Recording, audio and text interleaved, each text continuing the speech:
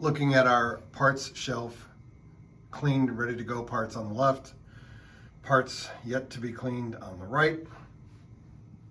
I picked out a few parts, miscellaneous parts that we can get started on. That's what's happening on this episode of Featherstone Bicycles.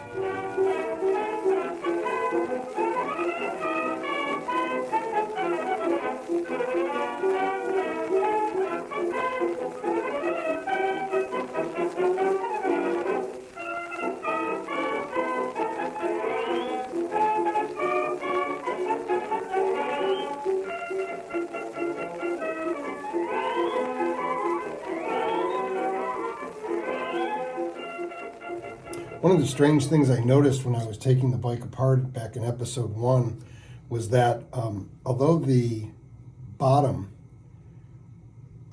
part of the head tube assembly had ball bearings in a cage, the top part did not. I have no idea why that would be. One of the first things I'm going to do is pour a little solvent in this lid, so I can get the ball bearings from here soaking. I'll wash all the bigger parts in the parts washer. And before I put this in here, I'll take the ball bearings out.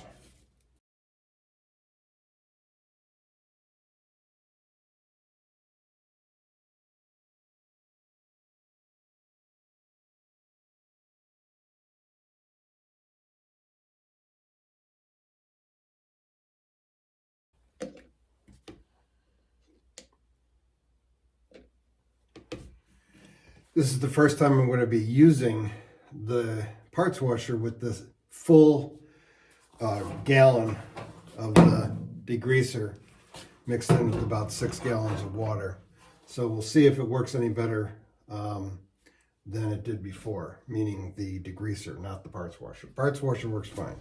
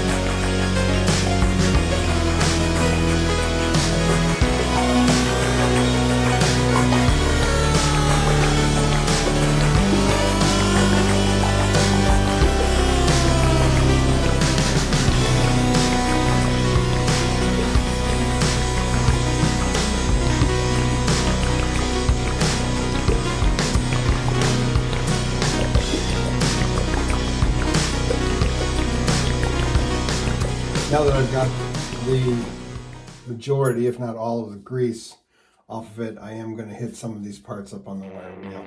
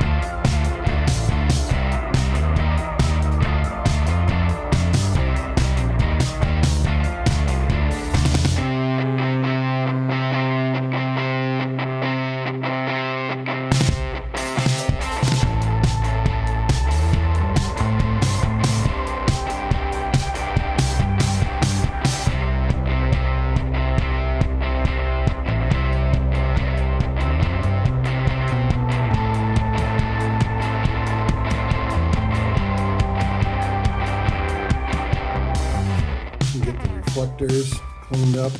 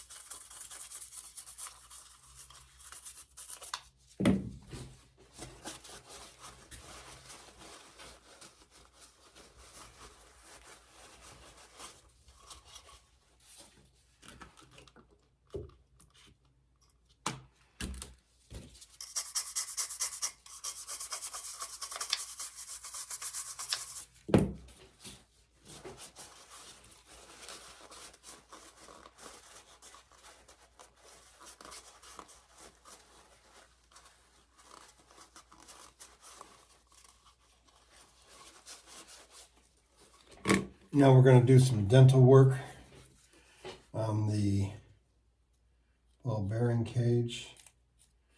Oh yeah, this grease is coming out real nice.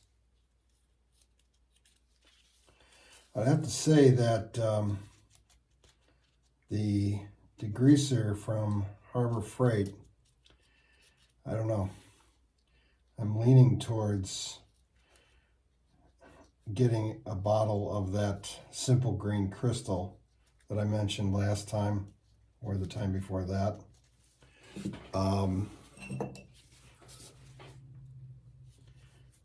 That Harbor Freight stuff just isn't doing it.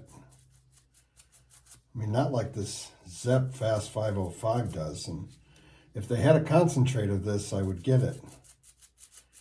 But I'm not going to pay whatever it is for a gallon times 6 or 7. At least not yet. I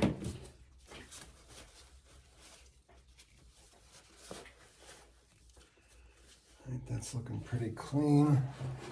Get some Q-tips in there.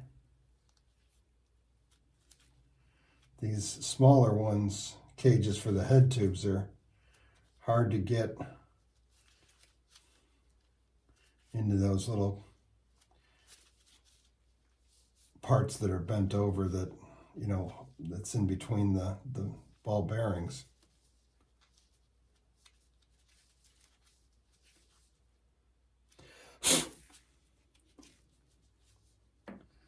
See if I get this little pick here.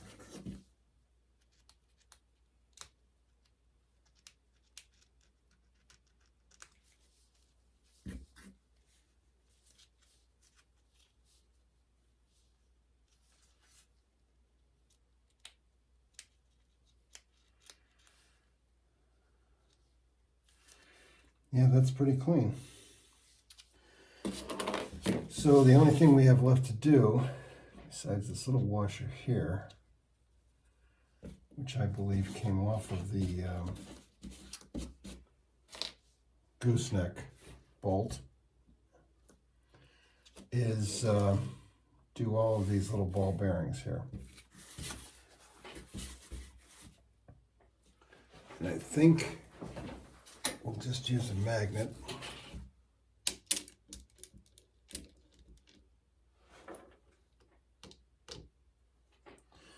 That is all.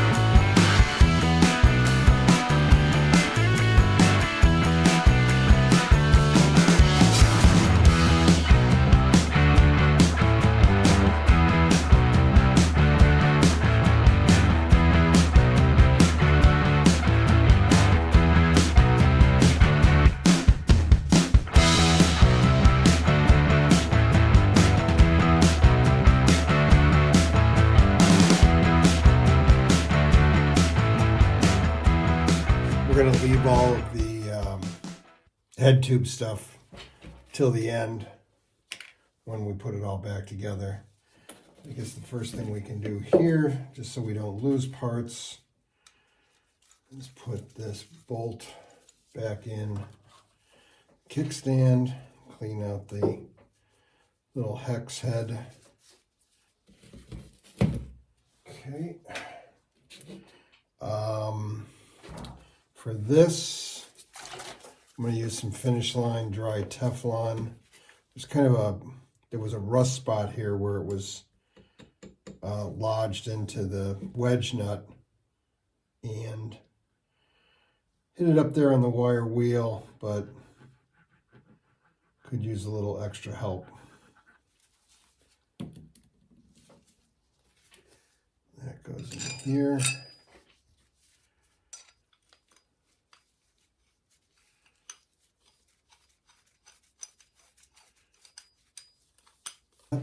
The back.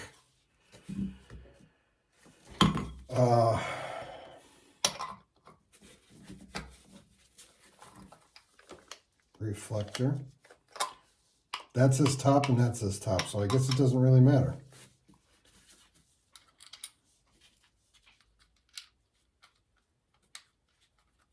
Probably would help immensely if I took my gloves off. Stand by. I'm back. I'm going to use a 10 millimeter on this.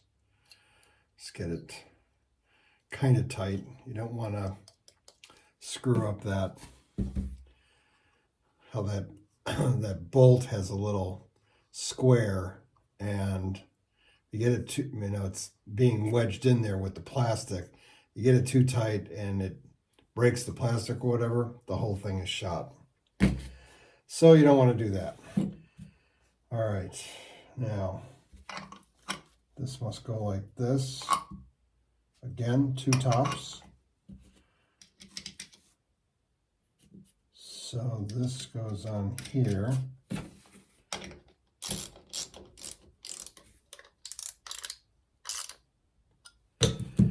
And then this goes through here.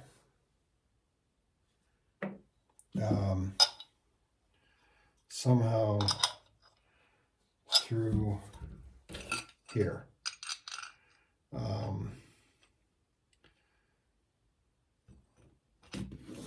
assume that's the case. That doesn't seem right though. All right, we'll figure it out later. Anyway, for right now, I'm just going to put this on here just so I don't lose track of parts. And that's going to be it. More clean parts on the left-hand side. These are yet to be done. Thanks for sticking with me, and I hope to see you next time on Featherstone Bicycles.